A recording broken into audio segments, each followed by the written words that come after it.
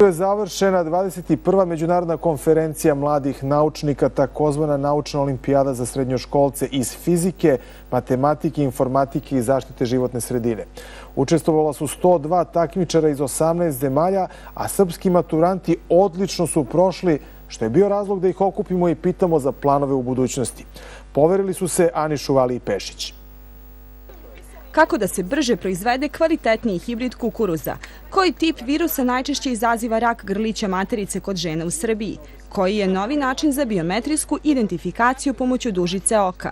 Sva ta pitanja ne samo da su privukla ove srednjoškolce, već su na njih odgovorili radovima na svetskom prvenstvu mladih naučnika i osvojili 2 zlatne, 3 srebrne i 2 bronzane medalje. Konkurencija nije bila šala, neki su već radili na Harvardu. Mi smo se takmičili s njima i pobedili. Radovi su im bili fenomenalni, ali mi smo bili još fenomenalni. Tako da možete da napravite razliku da u ovakvim uslovima, kakvi postoje u Srbiji, može nešto se uradi ako ste istrajni i ambiciozni u tomu.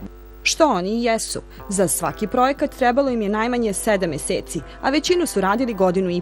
Znanjem koje su stekli su zadovoljni. Nedostaju im praktični uslovi za istraživanja. Najpotrebnije su nam laboratorije i ta sva ustanove koje mi možemo da realizujemo naše eksperimente. Kada nisu u laboratorijama, zabavljaju se kao i njihovi vršnjaci. Izlazimo na isto mesto, družimo se sa svim ljudima, ne razlikujemo se mi nešto previše. Razlikuje se samo u tome što smo mi dobili priliku da ostvarimo ono što smo hteli.